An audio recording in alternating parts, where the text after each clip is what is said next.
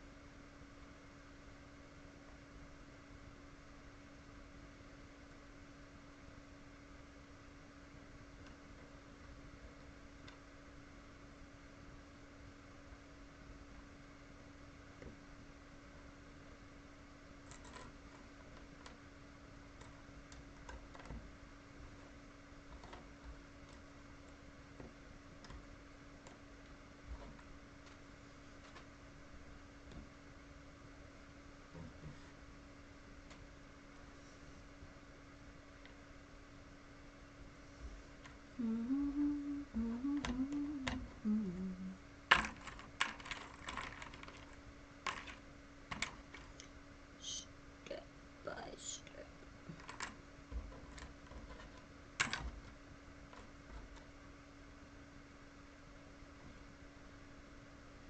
No matter what they cost, however they get, no matter where they take us, we'll find a wrong.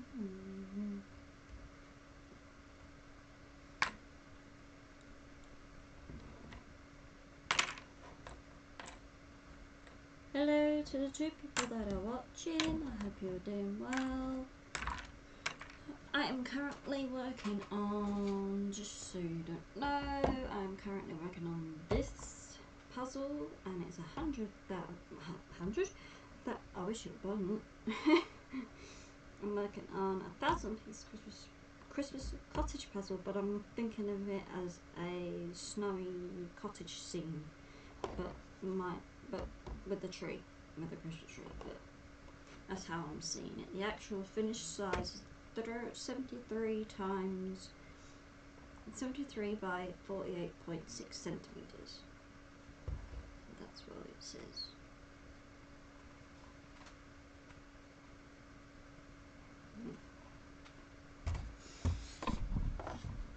And at the moment, I'm working on this corner so far.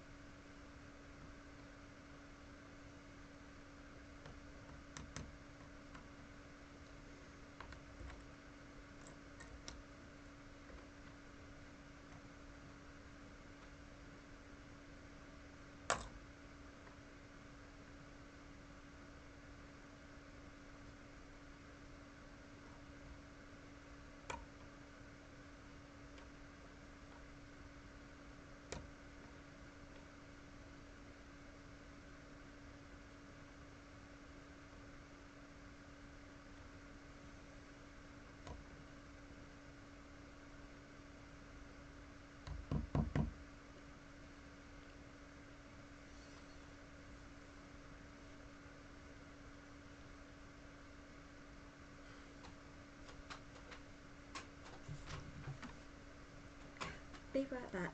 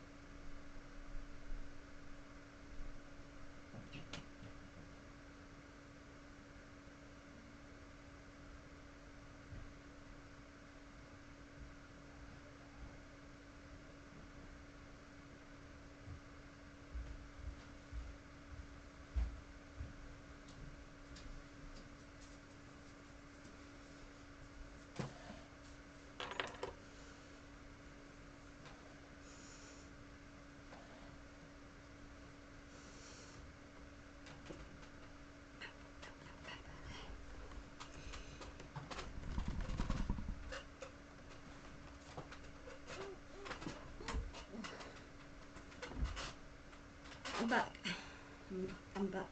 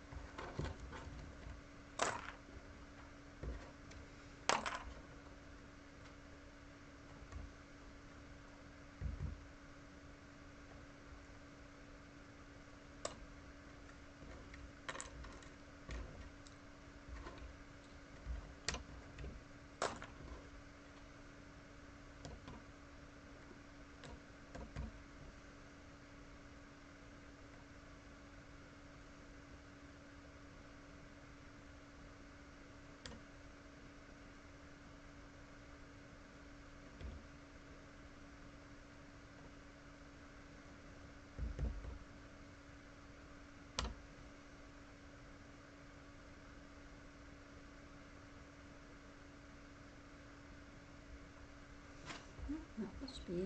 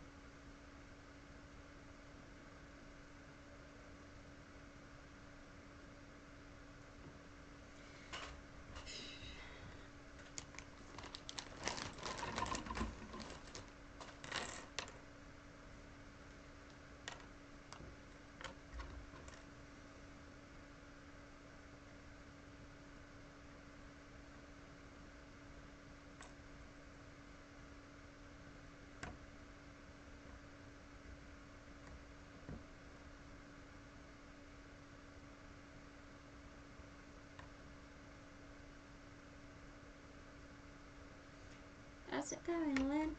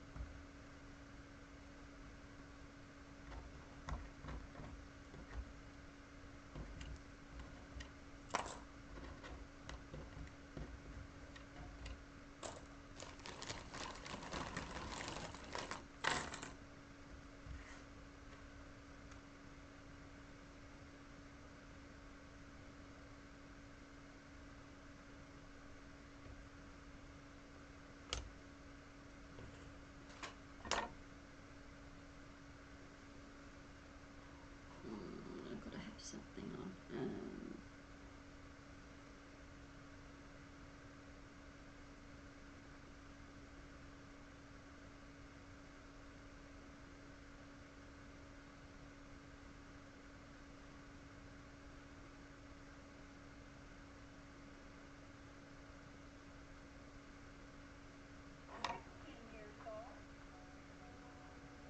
It's 5'4½". 1982, the Miss America Sunshine Surf Beauty Pageant in Orlando, Florida. The eventual winner will be Tammy Lynn Liepert. Incredibly, at the age of 16, Tammy has already competed in more than 300 beauty contests. She has won the crown 280 times. She was very loving, kind. She was always smiling. You never saw the child when she wasn't smiling. As young as I can remember, she woke up with a great big smile, and the last thing I saw before she went to sleep was a big smile. Tammy Lynn Liepert was an uncommonly beautiful child. When she was just 4 years old, she was entered in her first beauty contest. Tammy's mother and father divorced when she was 7. Her fledgling career fell to the tender, loving care of her mother, who was a theatrical and modeling agent. I was constantly busy running her around to where she had to go and what she had to do. And I enjoyed it. I enjoyed watching her excel because she always went for the best that she could go for, the highest level. Wing Flanagan, one of Linda's clients, was just 11 when he began living at her house. He and Tammy were like brother and sister. She would bend over and kiss me on the cheek, and I couldn't quite ever get it completely off. It was rather, embarrassing to walk around with this mark, but I think actually I learned to wear it proudly after a while because it was almost a status symbol. Tammy.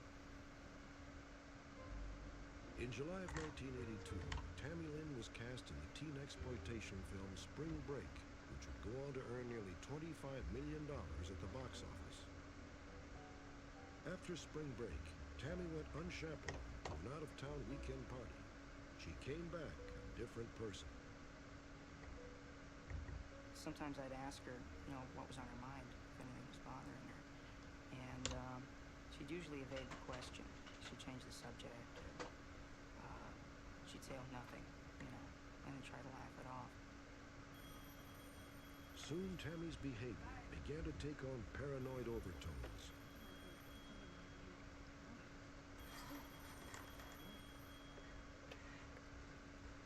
Hello? No. She's not here right now. Yeah. Alright. Bye.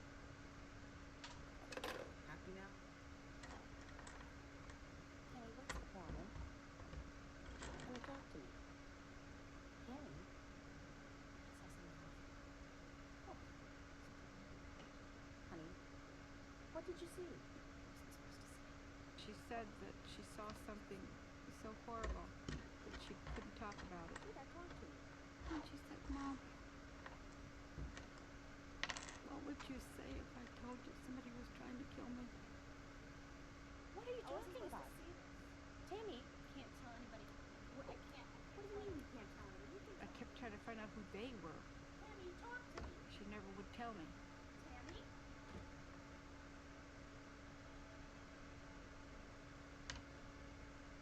Tammy Lynn began a steady retreat into isolation.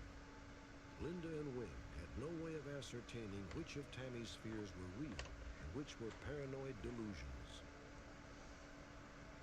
Once she called me over to the window. She said, look across the street, tell me what you see. I said, well, the neighbor's got a new van. And she said, exactly. And, I didn't know quite what she was getting at. And she said, the van has mirrored windows.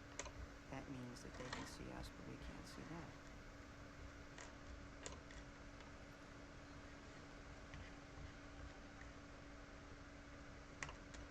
After 2 weeks of virtual seclusion, Tammy Lynn was offered a small part in the big-budget Al Pacino film Scarface, which began shooting in Miami in March of 1983. She stayed with a family friend, Walter Leibowitz. All went well until the 4th day of filming. I received a call from the casting director to tell me that Tammy had a breakdown on the set. They said that there was a scene where someone was supposed to be shot and they had artificial blood spurred out, and they said when Tammy was watching the scene, she started crying hysterically, and it got so bad that they had to take her to a trailer.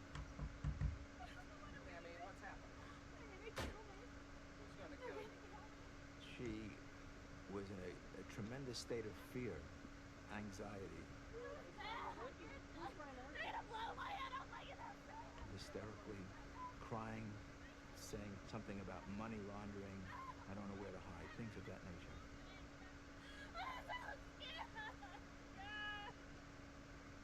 What it was that caused this great fear in her, I don't know.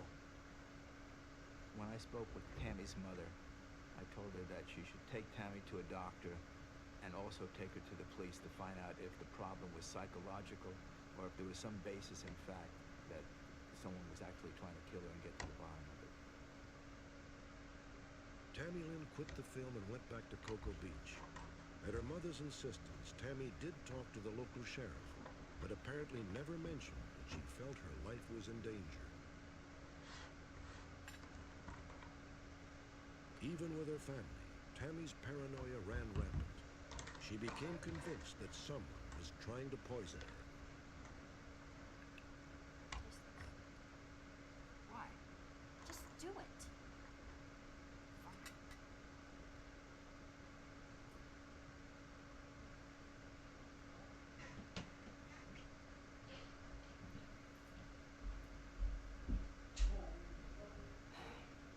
There were good days and there were bad days. There were days when she was almost normal, and there were other days when she was real edgy. She was not the Tammy that we know. We did not recognize this Tammy in personality. She even began to take on a different look, kind of a wild look in her eyes, and scared look is what it was. And if she really believed that somebody was going to try to kill her, scared as the feeling that we were seeing. On July 1st, 1983, Tammy Lynn finally snapped. What are you looking at? Not you. I saw you looking at me. Why would I look at you? Don't.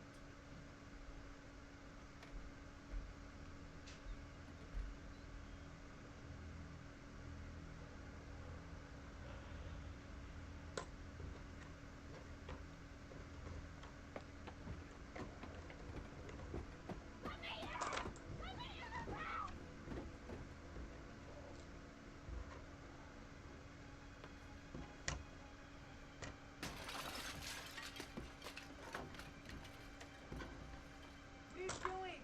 Stop! Hey, Why I did it! What are you doing? There was this completely crazy look in her eyes. She wasn't her. I don't think she really knew who I was. I just kept saying over and over again, Tammy, I love you, until I finally saw recognition in her eyes. I knew then, right then, that I handled that incident, but I didn't know if I was going to be able to handle the next one. Linda checked Tammy into the Brevard County Mental Health Center for a complete physical and psychiatric evaluation. Doctors found no evidence of drug or alcohol use and kept Tammy in the hospital for 72 hours of observation. After we took her home, she said, "You've got to make me a promise." I said, "If I can." She says, "Mom, if anything happens to me, anything at all, I want you to get even with that person for me. Would you please?" I said, "What do you think's going to happen, Tammy?" She said, "I know you don't want to hear this, but he's still going to try to kill me." Rick Adams was Tammy's best friend. They went out the day after she was released from the hospital. At that time, Tammy, we got out of the van, and she looked at me, and she says, "Rick, I love you." I said, "Tammy, I love you too." And she said, "I might be going away for a while."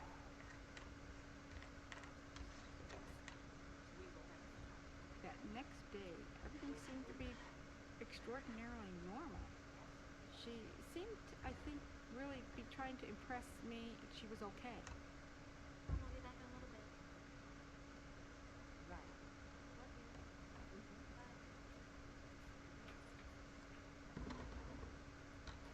I suddenly got frightened, real frightened. And I went to the door and opened it, and I just knew right then it was the last time I was going to see her.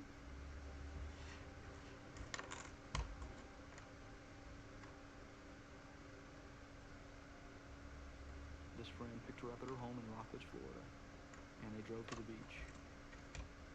And we talked to him, and he basically stated that they'd become involved in a verbal argument, that she had requested that he let her out near the glass bank in Cocoa Beach, and he complied.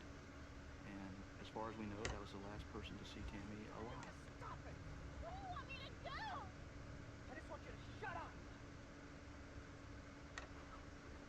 According to Tammy's friend, he dropped her off at approximately 3 p.m. on July 6, 1983, 5 miles from her house. She was barefoot and carried no purse. She disappeared without a trace. We talked to some of her close friends. They felt strongly that Tammy was having problems at home, and that she had left home, and she wanted to leave home. There's no conceivable way I would believe it. Because first of all, she was getting ready to go to California for 3 months. That's as far away from me as you could get, from Cocoa Beach to California. And she was really excited about going. What reason would she have for running away? Tammy saw something. Tammy saw something that she shouldn't have. Tammy knew something she shouldn't have about someone that she was very frightened of. Sometimes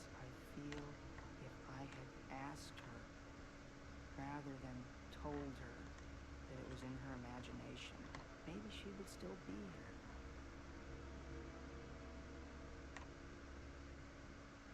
What could a 17-year-old girl have seen cause her to fear for her life? During a breakdown on the set of Scarface, Tammy Lynn had mentioned money laundering. According to an official at the U.S. Customs Service, dozens of money laundering cases in Florida were under federal investigation at that time. Some call it sheer coincidence. Tammy's mother believes it is no coincidence at all. I think Tammy is either a victim of foul play or she doesn't know who she is. I, as a mother, wanted to believe everything she told me, and I wanted to help her. If I had it all to do over again, I would go back and I would believe every single word she told me, and I would just hide her someplace until we found out what the truth was. But I can't do it over. And maybe she had to hide on her own, I don't know. No matter what happens, I would like for you to have it back. This interview was taped in 1983 during Tammy Lynn's final beauty pageant. Seem like the best aren't the best, and things that don't seem so good are the best. But I'll do my best no matter what. When we return, a series of UFO sightings fuels controversy in New York's Hudson River Valley.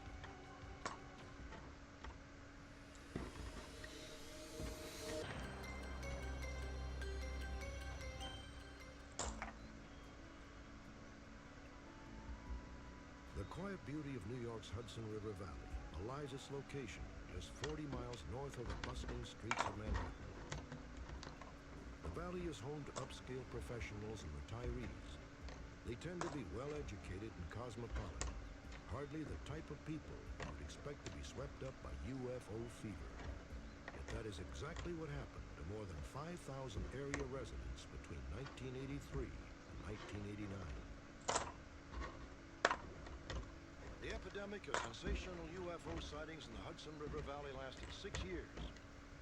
Ultimately, the entire episode was largely dismissed as a hoax perpetrated by a group of local stunt pilots. However, to this day, many of the eyewitnesses maintain that what they saw could not have been a handful of airplanes. Dennis Sant, a husband and father of 5, has worked in local government for 17 years. He is currently the highest-ranking deputy in Putnam County. On March 17, 1983, Sant's home in Brewster was the site of an extraordinary event.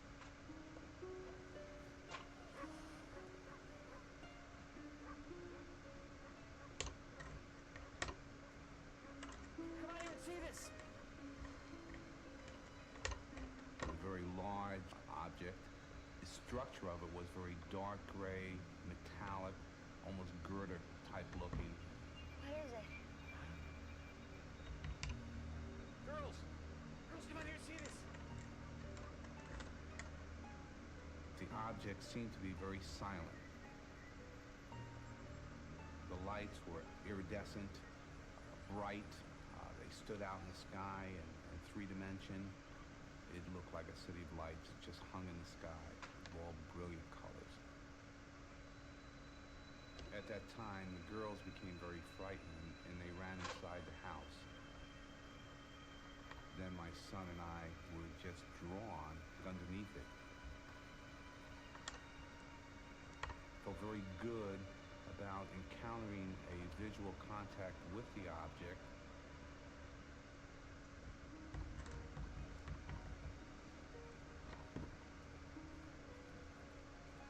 We followed the object around to the backyard, and at that point, a feeling of fright came upon me. Thoughts started to flood my mind, thoughts of the craft touching ground, thoughts of an encounter with an alien being, thoughts of being abducted. All types of fearful thoughts started to enter into my mind. And it seemed only to be seconds before the object started to move again. feelings were overwhelming.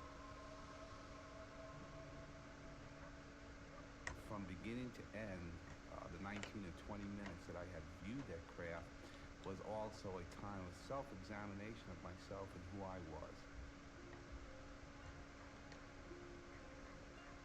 Dennis Sant and his family were not the only ones mesmerized by the extraordinary light formation.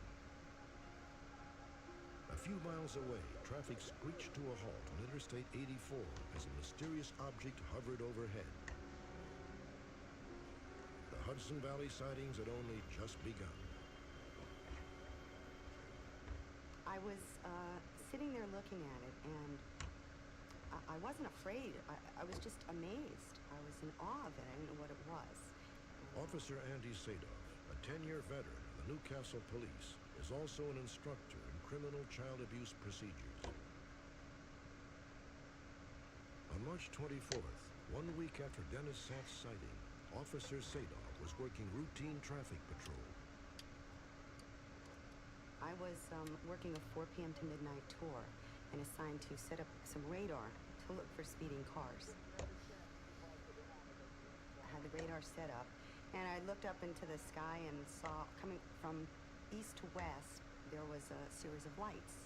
And at first I thought it was a plane. It was quite a distance, quite far away, but it was really quite large. As I recall, there were mostly white lights, but there were green lights also. It was alternating green and white lights. It approached my vehicle, and as it approached the vehicle, it stopped, and it seemed to hover. There was no sound, and I'm looking at this thing, thinking, what is it? When I put my head out the window and I'm looking up at it, it was huge. The thing that I recall the most is I was amazed that there was no noise. There was no humming, there was no engine, no low sound to it. It was absolutely silent.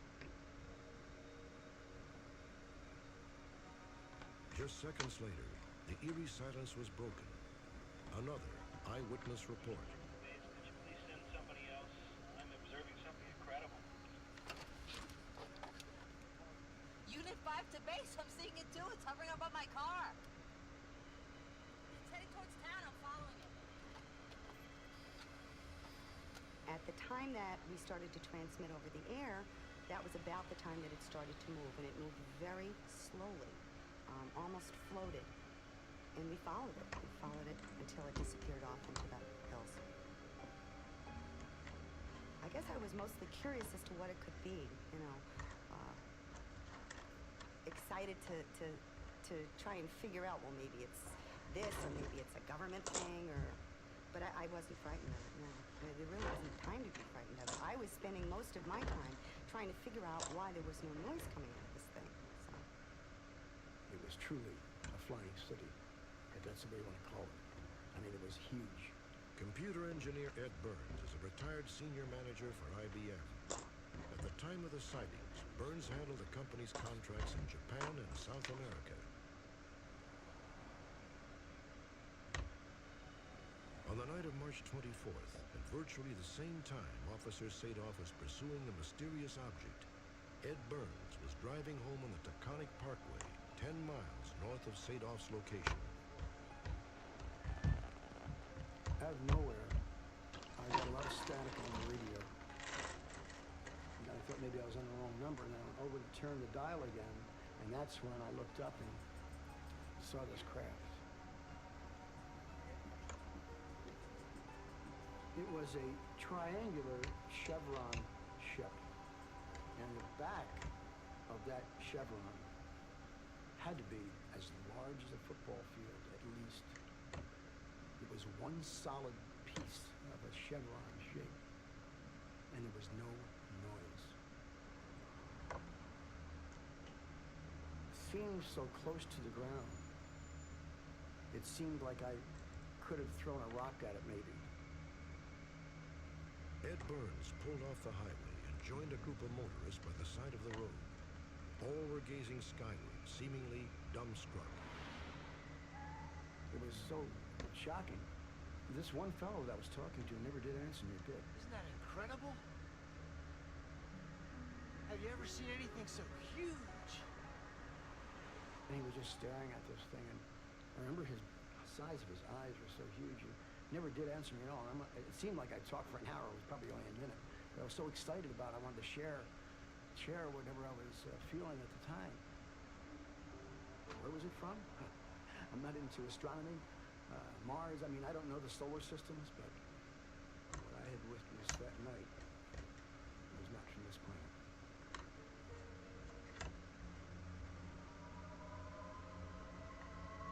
The eyewitness reports indicated the object was slowly moving north over the Hudson River Valley.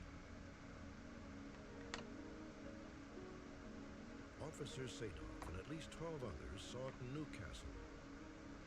10 minutes later, Ed Burns and at least 20 motorists saw it near Millwood. 10 minutes after that, the phones began ringing off the hook in the police station at Yorktown. Yorktown PD, Officer Wolf. No, ma'am, everything is fine. No, we've had several reports. Everything is under control. Every line kept going. Every single line, constantly. Answer the phone, another line would light up. Answer the next line, another line would light up. There's really nothing to worry. Please hold, sir. Got to the point, and I got a call of the Connick Parkway being stopped. The people were all out in the cars. It was starting to get really crazy. Go ahead, sir, Bill. I'll be 10-17. As I tried calling the cars to find out if they saw anything. And the only one that called with the cars was Kevin, said that he would stop in. Officer Kevin Soravilla had also seen the dazzling lights reported by dozens of Yorktown residents. The object was extremely large and estimated to be close to 300 to 400 yards wide. We stood out in front, facing to the north. In approximately about 5 minutes, the object began to appear from the northern horizon.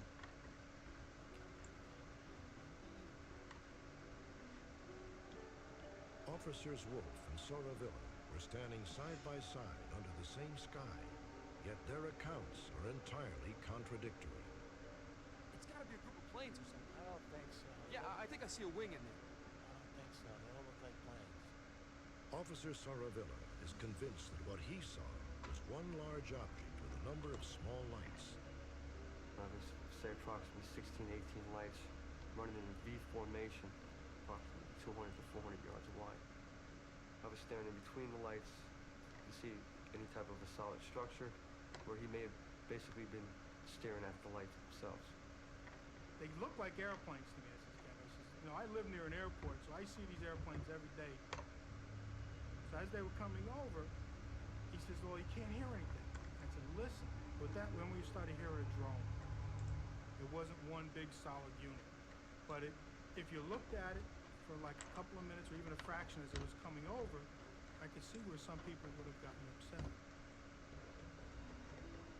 Suddenly, the Hudson Valley sightings had taken a dramatic turn. It appeared that the UFOs were a hoax, nothing more than small aircraft flying in precise patterns. But this earthly explanation was lost in an avalanche of additional sightings, which continued unabated month after month. In addition, many claim this circular formation, photographed as it swept over the area, is also a UFO. However, other eyewitnesses counter that the unusual lights they had seen were nothing more than small airplanes flying in wedge-shaped formations. There's anywhere from upwards of 7 to 10 aircraft that do fly around in formation. And this is visible from our tower. Anthony Capaldi has been an air traffic controller for just under 10 years. In the summer of 1983, he made an observation that seemed to settle the UFO controversy once and for all. The first time I observed the formation flying, it looked a little peculiar. What's that over Slogan? And from our vantage point in the tower, they just appear to be just one big light because they are flying in tight formation. To estimate the size, maybe 2 football fields wide. I imagine it's possible at first glimpse that an observer may not be fully aware of what this formation is, but I don't think if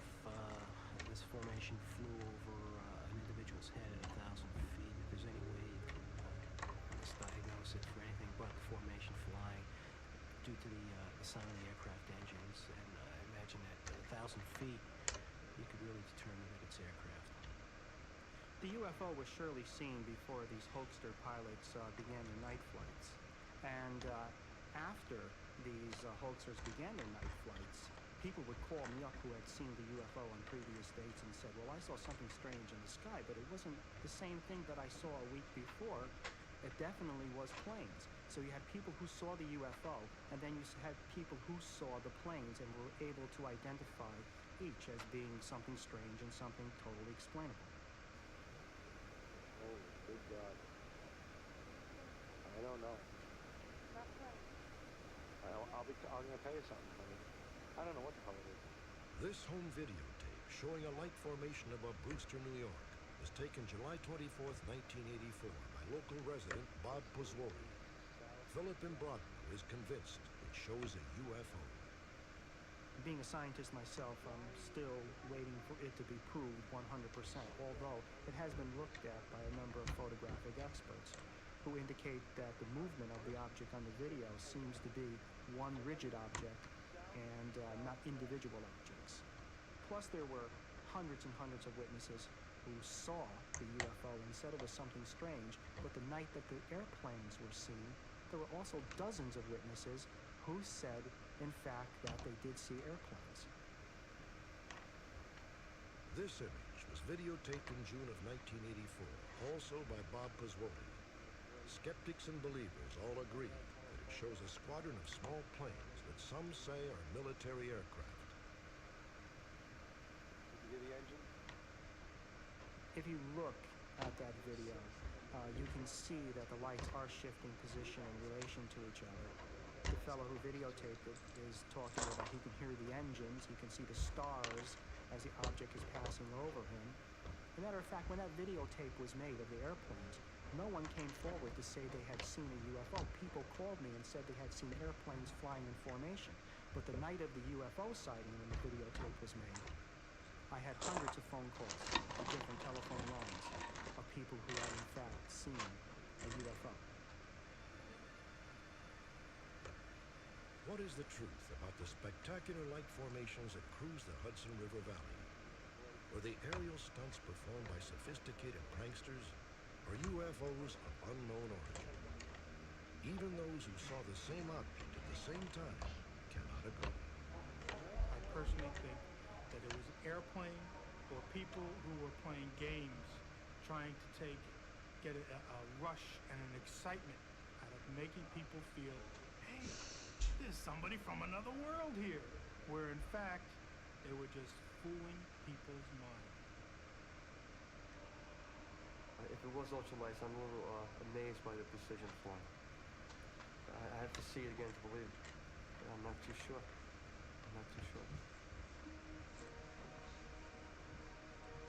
In a man's life, particular things unfold that make an impression for the rest of their life. This was one of those moments in my time that made a very dramatic impression upon me. What I saw was not planes in formation.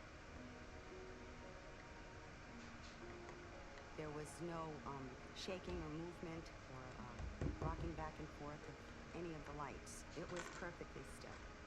You know, I'm not trying to say what it was. I don't know what it was. I know it wasn't an airplane. I tell the story a lot to certain friends that I can trust that'll believe me. My wife, I think, believes me because she loves me and respects me.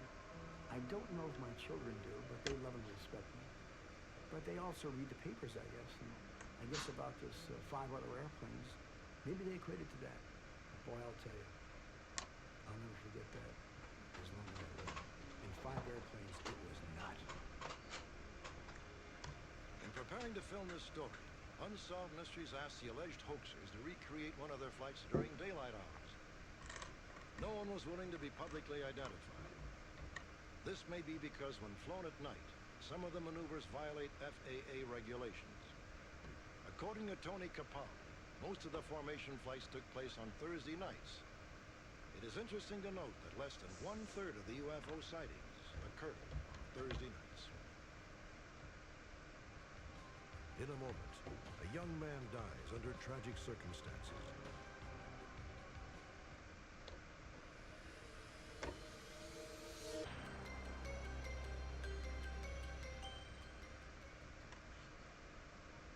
September 30th, 1991, Paducah, Kentucky. Are you a pilot? No, I'm sure not. Do you know a pilot I can talk to?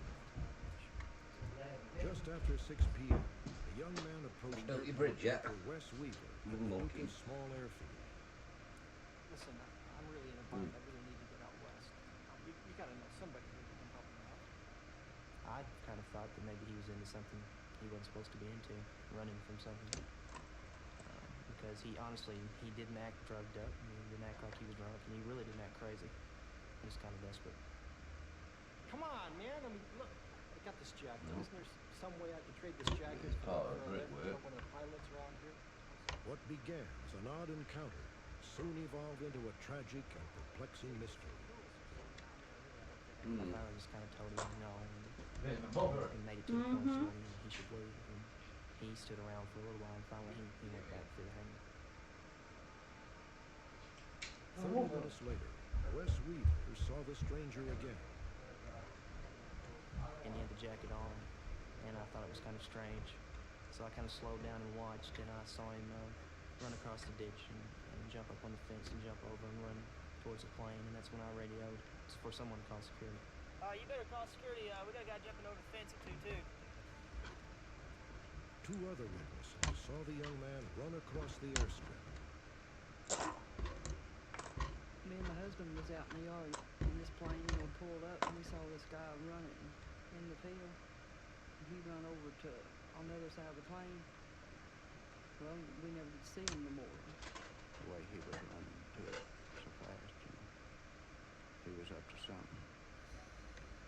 The only aircraft on the runway was commuter flight 2940, destination Memphis, Tennessee.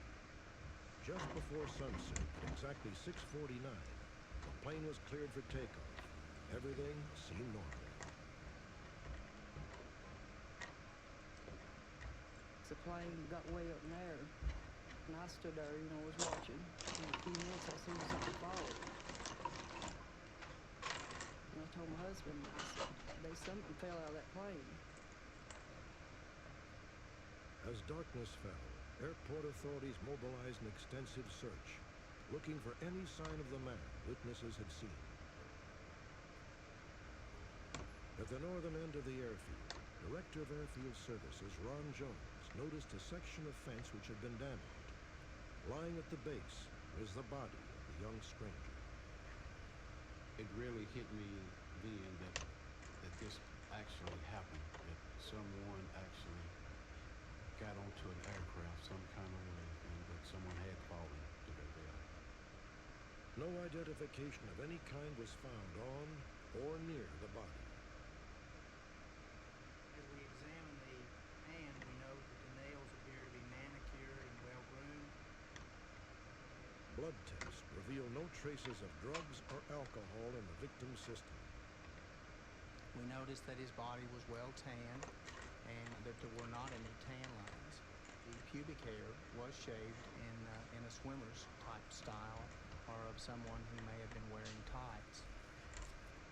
We searched out leads with a male dancer troupe that was here, the Chippendale type dancers who were here the week prior, and we based that on his well-developed physical appearance, his tan body, the shaved pubic area, and all of those leads were negative whenever we searched. This is the jacket worn by the young man. In one of the pockets, investigators found a pair of swimming goggles. Sewn into the collar was an ID tag inscribed Lieutenant L.F. Price, USAF. A check of military records could find no such person. When we go back and look at this series of events that led up to this incident, the individual had approximately 90 seconds to 2 minutes to climb over a 7.5-foot high fence, traverse approximately 800 foot of terrain, including one ditch system, run around the aircraft's tail section, and then climb on the aircraft, although we have no actual eyewitnesses to his climbing on the aircraft. And again, the time interval was between 90 seconds and 120 seconds. It's quite an accomplishment. Within seconds, Flight 2940 was barreling down the runway at 125 miles an hour. Once airborne, the speed increased to more than 190 miles an hour. And that obviously is a substantial wind force upon anyone trying to stay on the wing of an aircraft with really no handholds. We judge at this point that he managed to stay on for approximately 3,000 to 3,500 feet after the aircraft departed the ground.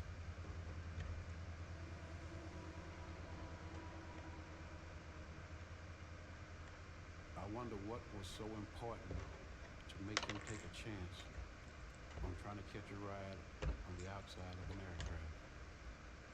I think that there's an answer with his family.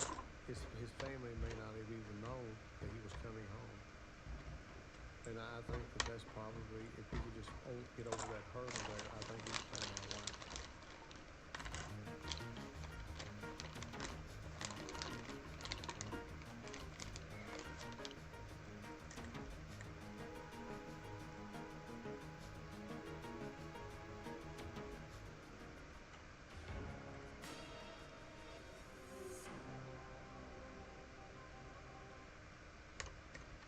Join me next time for another edition of Unsolved Mysteries.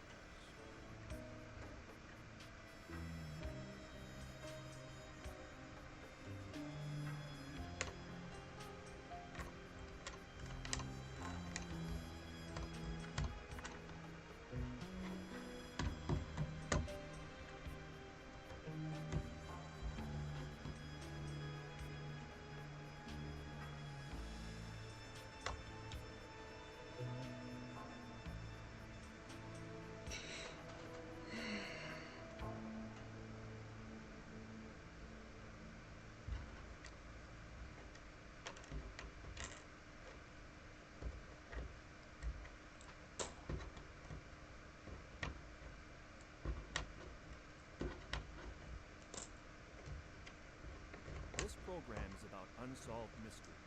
Whenever possible, the actual family members and police officials have participated in recreating the events. What you are about to see is not a news broadcast.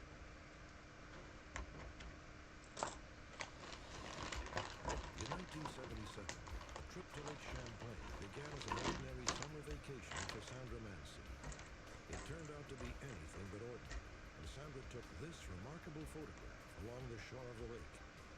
Some experts believe the picture may be evidence of Scotland's famous Loch Ness Monster has an American cousin. Meet Pierre, a man without a past. In May of 1992, he wandered, confused, disoriented and penniless, into a homeless shelter in San Diego. He hopes that someone watching tonight can tell him who he is and where he came from.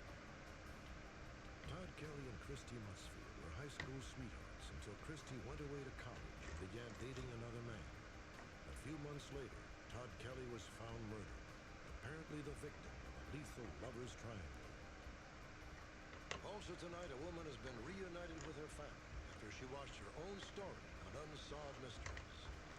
Join me. Perhaps you may be able to help solve a mystery.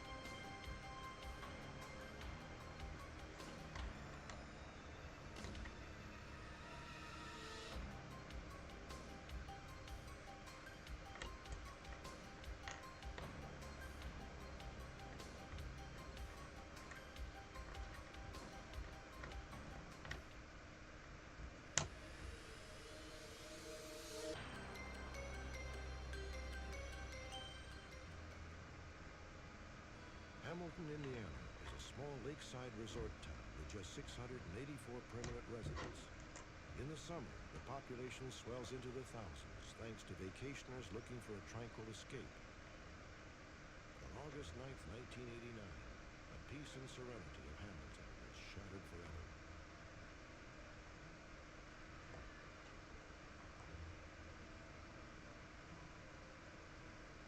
At 7 a.m., Christy Mutsfield arrived at the home of her boyfriend. 19-year-old Todd Kelly. Moments later, she fled in terror. I saw him lay on the floor and I screamed his name. I could just see just by looking at him that something was very wrong, wasn't right. Todd Kelly was dead, stabbed 7 times in the chest, back, and wrist. His death hit horrifyingly close to home for Christy Musfield. Just hours earlier, the two lovers had been together in the same house where Todd was killed. The authorities immediately questioned Christy Musfield. And the story which unfolded would eventually place her at the center of an ongoing controversy. By the end of the interrogation, the primary suspect had emerged. Another man who Christy had been dating. A man who represented the third side of a lethal lover's triangle, built on the affections of Christy Musfield. Christy met Todd Kelly during their junior year in high school, but Todd especially, it was love at first sight. Todd was a very kind person, very sweet. He didn't hold any grudges against anyone. Todd really just cared about everybody for who they were. After graduation, he asked me to marry him. And I guess I said no. I said I really wasn't ready. I thought there was other things I really wanted to do right now. And it's really broken off right there. The next fall, Christy enrolled at a small college just 7 miles from Hamilton. She soon began dating Mahfouz Haq, a student whose parents had emigrated from Bangladesh when he was just an infant. He was very outgoing, very energetic. He was interested in what I had to say, and he was interested in what I thought and what I believed in. Despite outward appearances, Mahfouz Haq was not what he seemed to be.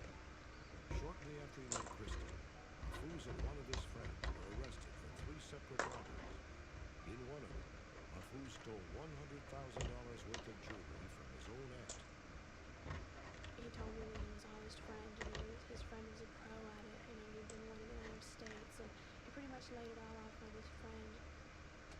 After he was arrested, and he had to go on house arrest and to become, he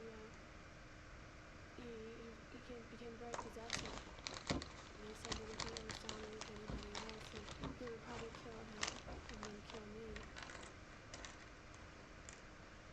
A few months later, Christy rekindled her romance with Todd Kelly, but Mahfouz Haq, who lived nearby, remained very much in the picture. 2 weeks before the murder, Mahfouz walked the 10 miles from his house to Christy's, only to discover that she was out with Todd Kelly.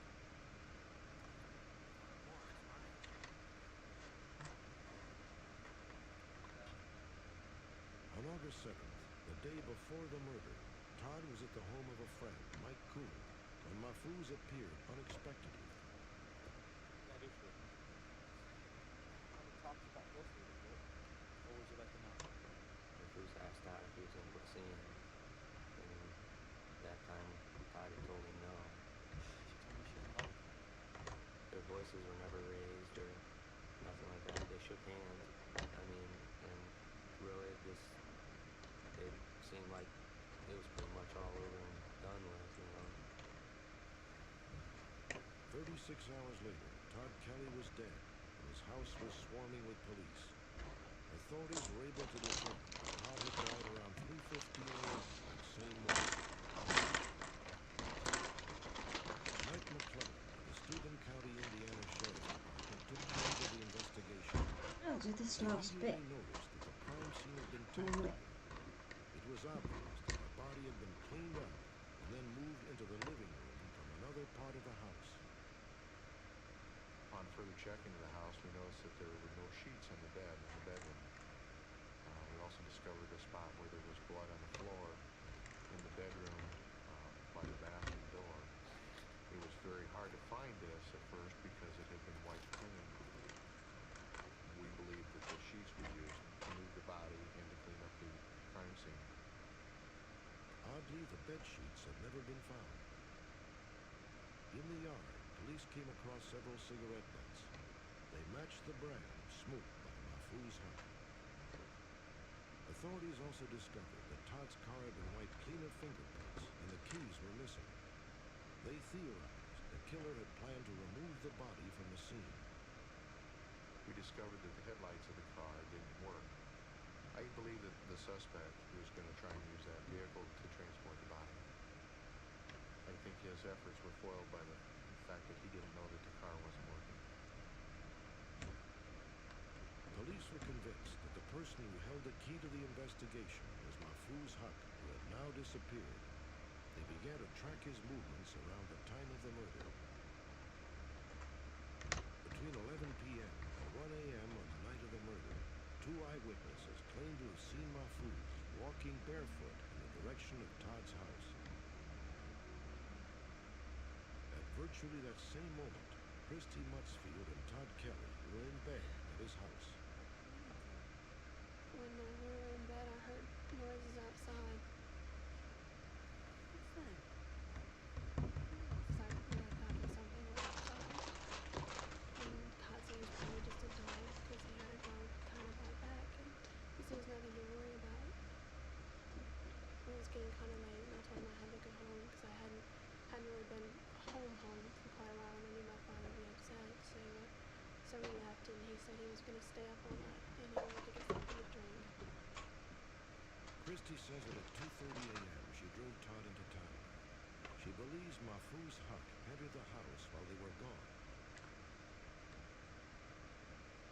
We drove back to his house, and said goodbye in the car, and he gave me a kiss.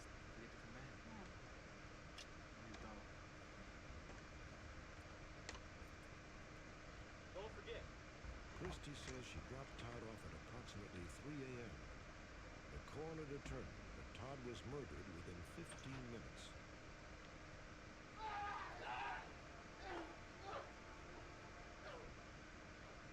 At 4:30 a.m., Mahfouz Haq called Christy from his parents' house 10 miles away. Morning. 2 hours later, Mahfouz showed up in her bedroom. According to Christy, she broke off their relationship for good. I've been thinking that maybe it would just be better if we didn't see each other anymore. Great. Bruce. You're happy. It kind of scared me, the tone of voice he had. I said, excuse me? He says, I hope you have a happy life. And then he walked out.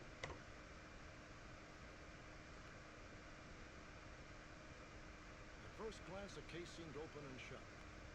Mahfouz Haq, apparent fit of jealous rage, murdered Todd Kelly. The authorities dismissed Christy Mutzfeld as a possible suspect. But then the seemingly simple case took a surprising turn. Todd Kelly's family is convinced that there are inconsistencies in Christy's story. While they do not believe Christy was an active participant in the murder, they do question whether she's been completely honest. Christie's story is not the way that it happened. According to all the evidence that we have dug up and the evidence that the police have, there is no way that she was not there. She had to be there during the murder. When Todd and Christie returned home, they probably started making love, and Mahfouz waited in the bushes. When he saw what was happening, that's when his jealousy took over. He could no longer control himself and decided to finish the act.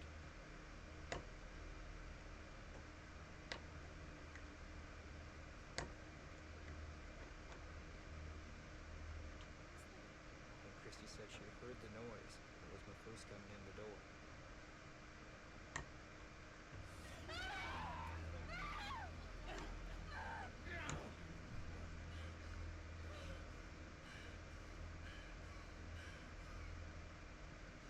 I do believe at that point, Mahfouz convinced her to help him cover up the murder.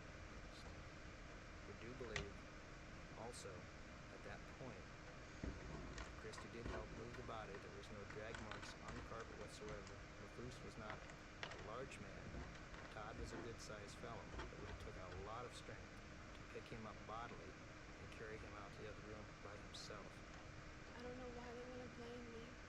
I mean, I know Todd and I had our hardships, and I hurt him and he hurt me, but I know that upset them. But I don't know why they're blaming me.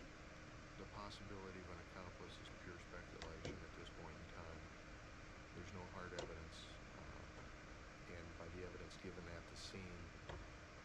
that he acted alone.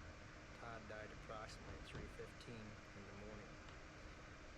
It amazes me how a man alone could clean up that entire room, clean up the entire mess he had made, move the body, entirely clean the body, and also walk all the way back home in the amount of time that they had reported receiving another phone call.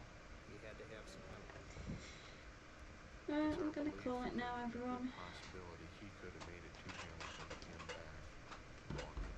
See what these There's ones also are. the possibility if it took you longer than what he thought at the crime scene that he could I'll have see you guys later on. to Lots come of and love. get him. Bye, everybody.